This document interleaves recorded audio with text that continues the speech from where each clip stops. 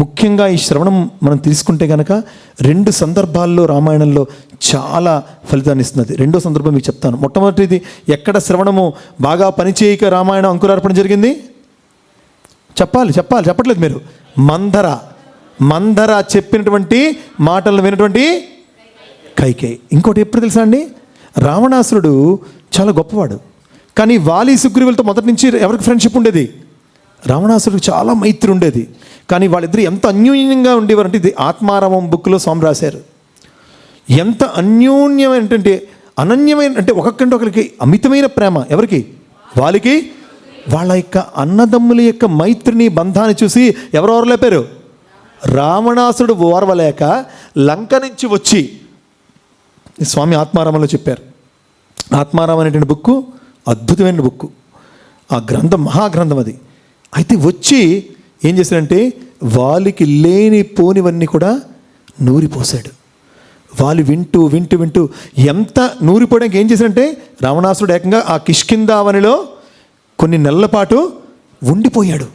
అంటే కేవలం to spoil the mind set of వాలి, అంతే. మొత్తం అప్పటిదాకా ఉన్నటువంటి సుగ్రీవుడితో విభేదం కలిగి ఉన్నాడు, తన భార్యను అపహరించాడు, లేనిపోని అనేకమైనటువంటి ఇబ్బందులు కూడా జరిగాయి. ఇక్కడ వాలి విన్నటువంటి యొక్క ఆ శ్రవణం కూడా ఏ శ్రవణం? మంచి శ్రవణమా? కాదు, చెడు శ్రవణం. రామ అన్న 2 అక్షరాలే చాలా చెప్తాయి. మొదటి అక్షరం ఏంటండి? రా. ఏంటండి? ఫస్ట్ ఏంటి? రా. తెలుగులో రా అంటే రావాలి. మంచితనం మనలోకి రావాలి. అది మనలో రాలేదనుకోండి, మన రామభక్తులమే కాదు, రామనామం అనడం వల్ల ప్రయోజనమే లేదు. రాజిల్లాలి. మనలో అద్భుతమైనటువంటి యొక్క ఆ మహనీయతత్వం మనలో రాజిల్లాలి, అంటే వర్ధిల్లాలి. కనుక రా అంటే పిలవడం, అంటే కమ్, నువ్వు రా ఇలా అంటాం, అంటే ఆహ్వానించడం. దేన్ని? అద్భుతమైన మధురతత్వాన్ని మనలోకి ఆహ్వానించాలి. ఈ మూడిటిని మనం చేయాలంటే శ్రవణము చాలా చాలా చాలా ఇంపార్టెంట్.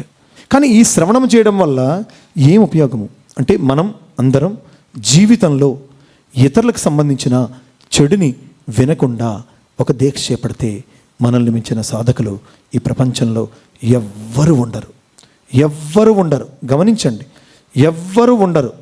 అదే శూర్పణఖ, నువ్వెంత అందగాడివి, నువ్వెంత సుందరాంగుడివి, ఆ సీత చూస్తే నారవస్త్రం కట్టుకొని ఉంది, నా దగ్గర రాజ్యం ఉంది, మా అన్న రావణాసురుడు కమ్ నా యాక్టివా హోండా ఎక్కువ, నేను తీసుకెళ్ళిపోతాను అంది.